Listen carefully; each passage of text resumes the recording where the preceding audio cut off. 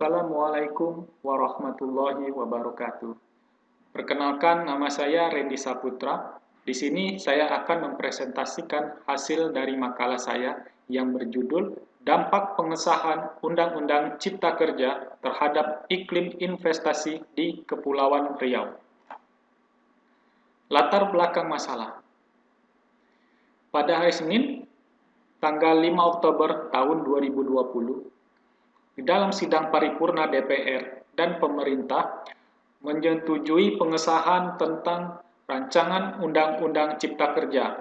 Meski berbagai lapisan masyarakat terus menyuarakan ketidaksetujuannya karena prosedur dan substansi yang bermasalah, sejak diserahkan oleh pemerintah pada 12 Februari 2020, pembahasan rancangan Undang-Undang Cipta Kerja tetap dijalankan walaupun Indonesia tengah menghadapi pandemi COVID-19, yang mana COVID-19 ini dimulai dari bulan April atau Maret akhir hingga saat ini. Jadi walaupun pandemi COVID ini berlangsung, RUU Cipta Kerja tetap digalakan untuk disetujui menjadi undang-undang. Dalam rancangan awal, undang-undang terdapat sejumlah 79 undang-undang yang pada akhirnya mengalami perubahan menjadi 76 undang-undang. Maksudnya, RUU Cipta Kerja ini mengakomodir 79 undang-undang, akan tetapi seiring berjalannya waktu berubah menjadi 76 undang-undang yang diperbaiki. Kerumitan membaca beberapa pasal dan adanya materi yang seharusnya sudah dihapus, tetapi ternyata tidak dihapus dengan tuntas. Untuk menjelaskan kedua temuan ini, kita ambil contoh pada paragraf 3 tentang persetujuan lingkungan. Mengenai materi yang seharusnya sudah dihapus, tetapi tidak dihapus dengan tuntas, terlihat pada izin lingkungan. Jelas sekali, dalam paragraf 3 tentang persetujuan lingkungan, telah menghapus semua yang terkait dengan izin lingkungan. Namun, ketidakcermatan terjadi karena penyusunan tidak menghapus pasal 123 Undang-Undang Nomor 32 Tahun 2009 tentang perlindungan dan pengelolaan lingkungan hidup yang mengatur pengintegrasian izin-izin di bidang perlindungan dan pengelolaan lingkungan. Yaitu pengelolaan lingkungan hidup, yang mana izin pembuangan air limbah dan izin pengelolaan limbah B3 ke dalam izin lingkungan. Perlu diingat, dalam Undang-Undang Cipta Kerja, pasal-pasal yang tidak dihapus berarti masih operasional, yaitu masih berlaku. Apakah ini artinya pasal pengintegrasian izin lingkungan masih berlaku? Contoh ini jelas menunjukkan ketidakcermatan penyusunan.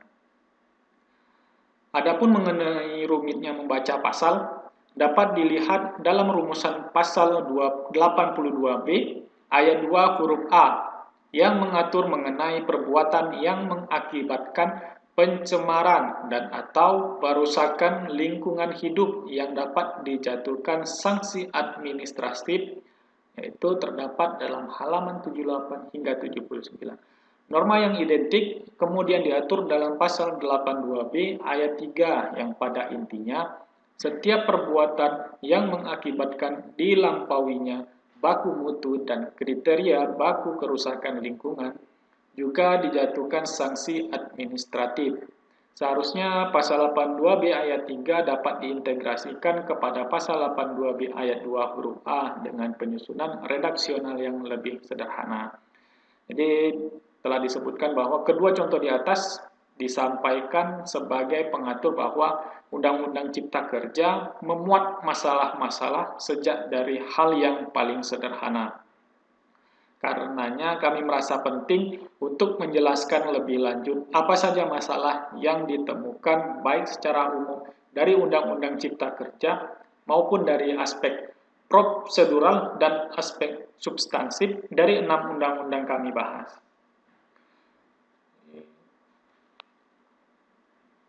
Indonesia sangat menjunjung tinggi harkat serta martabat manusia. Hal tersebut terjadi sebagaimana sila yang kedua, yaitu kemanusiaan yang adil dan beradab. Sebuah negara tidak akan jauh berhubungan dengan para pekerja atau buruh dengan para pemilik usaha. Terdapat kaitan yang sangat erat antara pekerja ataupun buruh dengan pemilik usaha. Jika tidak ada pekerja atau buruh, maka pemilik usaha tidak dapat menjalankan usaha tersebut. Peran aktif dari pemerintah dapat membantu agar tidak terjadi suatu kesenjangan antara para pemilik usaha dan para pekerja yang dipekerjakan oleh si pemilik usaha tersebut. Manusia sebagai makhluk yang diciptakan oleh Allah Subhanahu wa taala, Tuhan yang Maha Esa, sebaik-baiknya bentuk, memiliki derajat yang tertinggi di bumi. Oleh karena itu, manusia tidak boleh sembarangan dilakukan yang tidak sepatutnya selayak manusia. Jadi diperlukan adanya suatu aturan yang jelas yang mengatur tentang manusia sebagai pekerja agar tidak terdapat eksploitasi yang berlebih dalam penggunaan jasa tenaga manusia. Setelah mengeluarkan produk hukum berupa Undang-Undang Cipta Kerja, pandangan masyarakat kepada pemerintah pun jadi menurun. Seperti adanya demo yang terjadi di kota-kota besar, yaitu demo tersebut menuntut supaya pemerintah menarik perihal Undang-Undang Cipta Kerja yang dinyatakan, yang bisa kita bilang bahwa pada saat itu gagal, yang masih banyak yang masih berantakan, yang masih terdapat kekurangan yang perlu diperbaiki lebih lanjut. Pada sisi lainnya, pemerintah mengharapkan dengan dikeluarkan undang-undang ini, maka iklim investasi di Indonesia semakin meningkat. Jadi terdapat pro dan kontra. Pro-nya yaitu diharapkan dengan terciptanya Undang-Undang Cipta Kerja ini, iklim investasi di Indonesia semakin meningkat. Para investor asing menanamkan modal yang banyak-banyak di sini. Pembangunan kawasan ekonomi khusus merupakan salah satu strategi Indonesia dalam mendorong investasi dan meningkatkan daya saing Indonesia. Untuk itu diperlukan suatu kebijakan yang mencakup penetapan kriteria pokok pemilihan lokasi suatu daerah yang memenuhi persyaratan pembangunan KEK. Selanjutnya, jadi di dalam pembangunan kawasan ini diperlukan suatu pemilihan yang tepat atau suatu kebijakan yang mencakup penetapan kriteria pokok pemilihan lokasi suatu daerah yang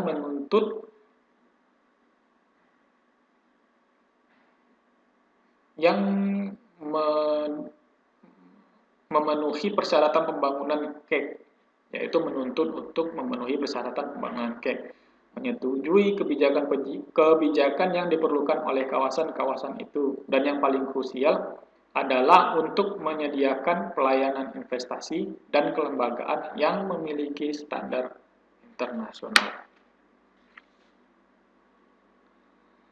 Kepulauan Riau sendiri merupakan salah satu provinsi di mana di suatu kota terdapat kawasan ekonomi khusus. Di dalam kota tersebut ada KEK.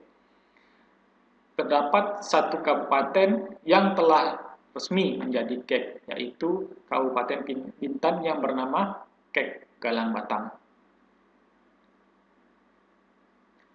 Akan tetapi di kota Batam pun akan digalakkan untuk pembangunan KEK. yang rencananya di Pulau Pengalap di Kecamatan Galang. Kawasan khusus ini diharapkan dapat menopang pemasukan negara dan mampu menyerap banyak tenaga kerja. Undang-Undang Cipta Kerja ini apakah akan sejalan dengan keinginan pemerintah pusat yang mengharapkan iklim investasi besar-besaran di Indonesia?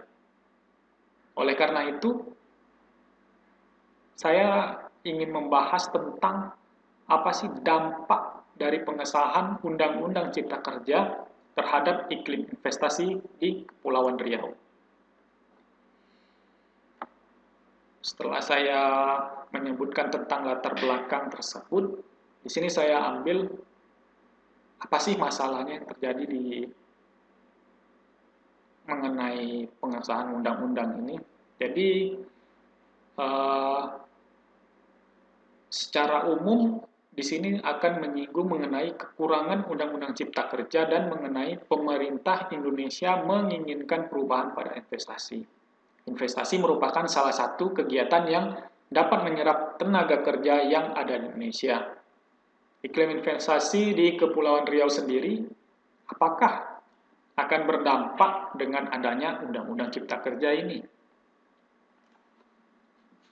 Di sini saya melakukan metode penelitian di mana jenis penelitian yang saya gunakan yaitu penelitian hukum normatif, sedangkan sumber bahan hukum yang digunakan yaitu hukum primer maupun hukum sekunder. Hukum primer di sini yaitu peraturan perundang-undangan, serta untuk yang bahan hukum sekunder berupa buku-buku ilmiah di bidang hukum, makalah-makalah, jurnal, serta artikel ilmiah. Hasil dan pembahasan. Undang-Undang Cipta Kerja merupakan revisi dari beberapa peraturan perundang-undangan terkait dengan investasi. Undang-undang ini terdiri atas 15 bab dan 185 dan telah resmi diundangkan pada tanggal 2020. Jadi, Undang-Undang Cipta Kerja saat ini telah disahkan. Kawasan ekonomi sendiri diatur pada bab 9, dimulai dari pasal 148. Undang-Undang Cipta Kerja ini memperbaharui beberapa pasal yang ada di yang pertama Undang-Undang Nomor 39 Tahun 2009, yaitu tentang kawasan ekonomi khusus. Selanjutnya Undang-Undang Nomor 36 Tahun 2000, sebagaimana diubah dengan Undang-Undang Nomor 44 Tahun 2007. Di mana Undang-Undang Nomor 36 tersebut tentang penetapan peraturan pemerintah pengganti Undang-Undang Nomor 1 Tahun 2000 tentang kawasan perdagangan bebas dan pelabuhan bebas menjadi undang-undang.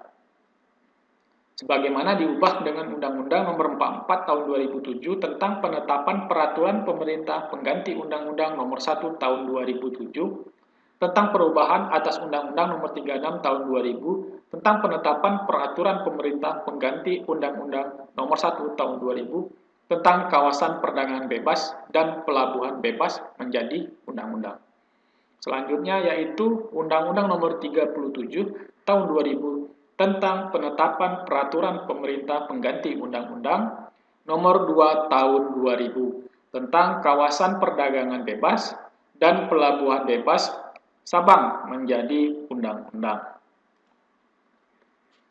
Konsep KEK sendiri merupakan kawasan dengan batasan-batasan tertentu dalam wilayah hukum negara Kesatuan Republik Indonesia yang ditetapkan untuk menyelenggarakan fungsi perekonomian dan memperoleh fasilitas tertentu. Kawasan ekonomi khusus adalah kawasan tertentu di mana diberlakukan ketentuan khusus di bidang kepabeanan, perpajakan, perizinan, keimigrasian, serta ketenagakerjaan.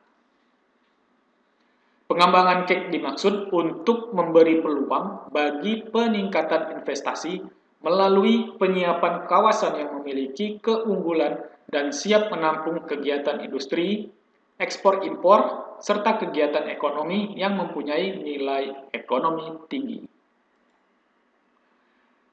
Tujuan dari pengembangan kawasan ekonomi khusus ini antara lain adalah membantu atau mendukung perekonomian lokal, menciptakan lapangan pekerjaan, memperbaiki struktur industri di lokasi, serta meningkatkan ekspor dan meningkatkan cadangan devisa negara.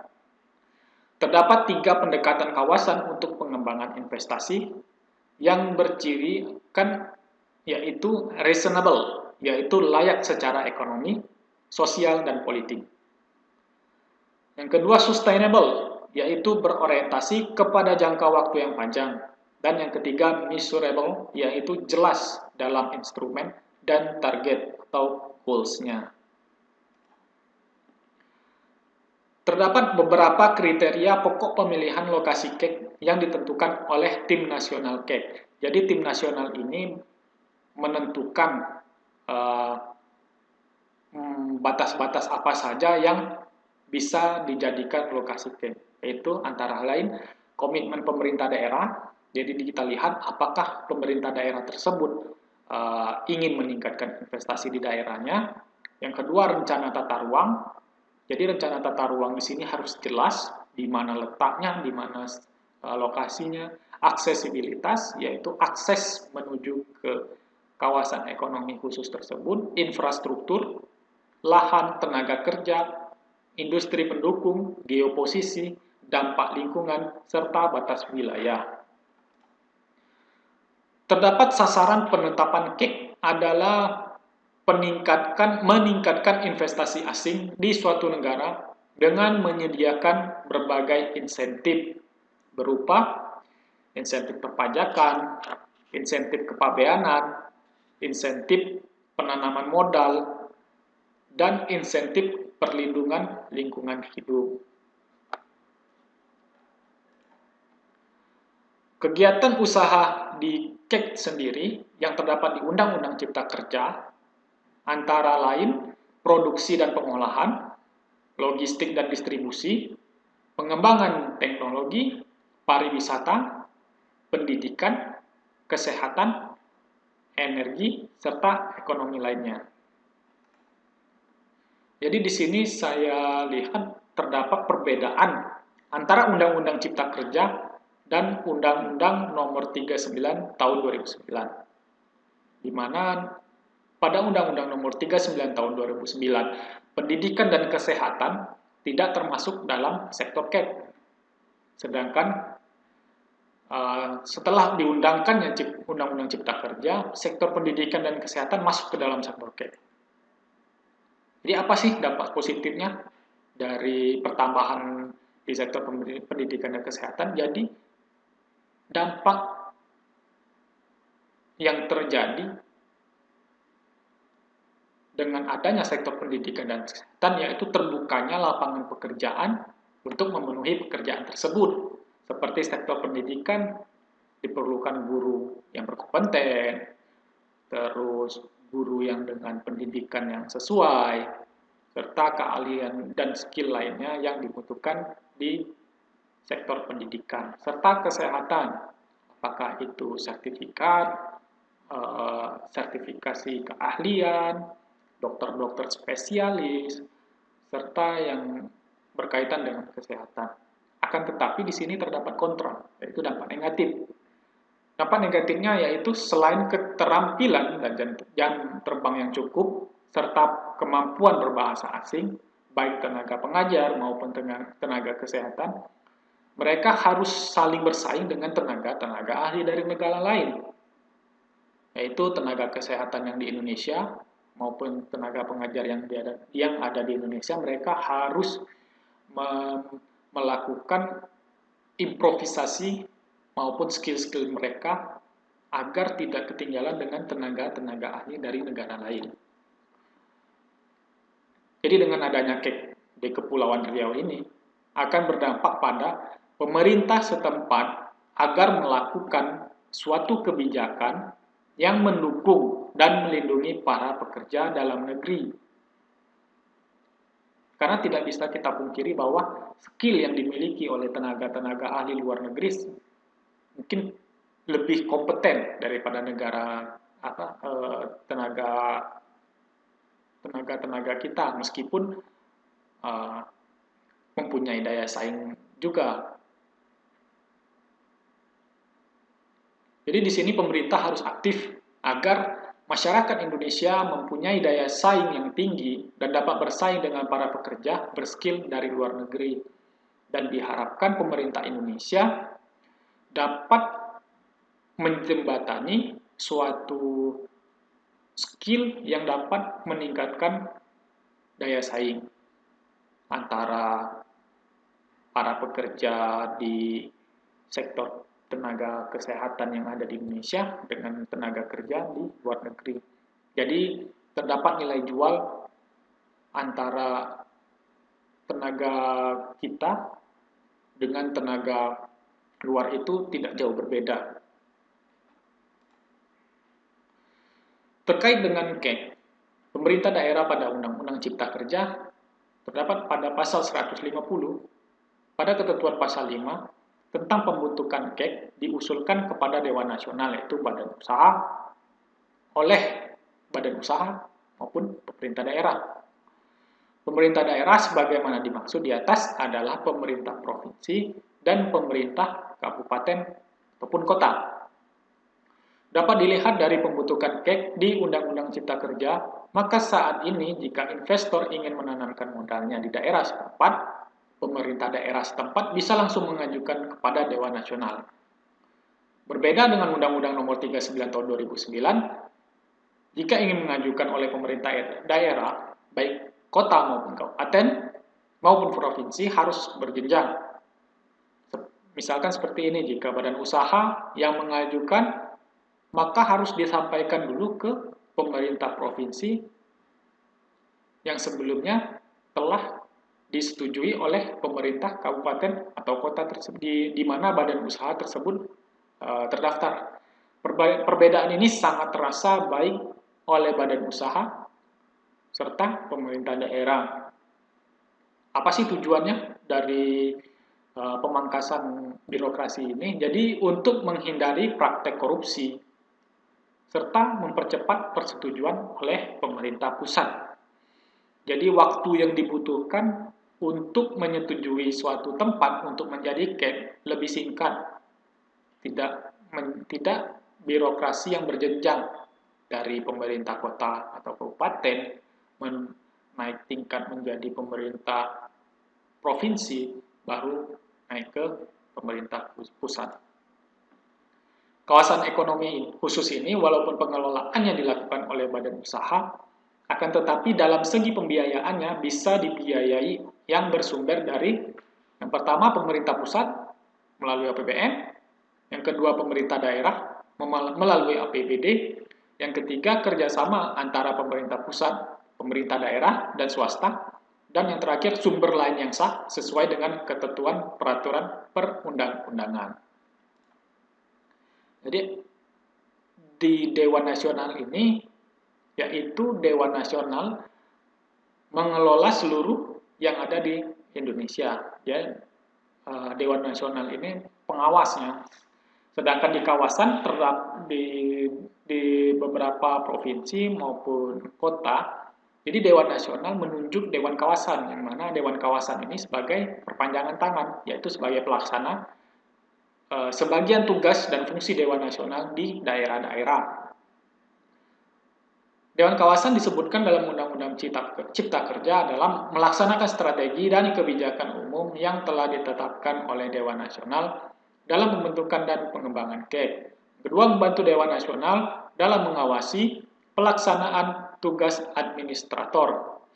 Yang selanjutnya, menetapkan langkah strategis penyelesaian permasalahan dalam pelaksanaan kegiatan KEK di wilayah kerjanya. Selanjutnya, menyampaikan laporan insidental dalam hal terdapat permasalahan strategis kepada Dewan Nasional.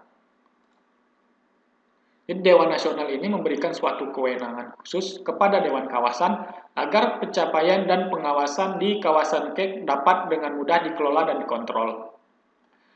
Dewan Kawasan selain sebagai pengawas di tingkat provinsi, juga yang menjembatani perihal kawasan khusus baik dari segi masukan dari badan usaha yang mengelola maupun kepada usaha mikro yang mengisi kawasan tersebut. Hal ini membuat Dewan Nasional menjadi lebih ringan dalam melakukan tugas dan fungsinya sebagai pengawas di tingkat nasional. Demikian hasil presentasi makalah saya. Mohon maaf apabila banyak kekurangan. Akhirul kalam. Assalamualaikum warahmatullahi wabarakatuh.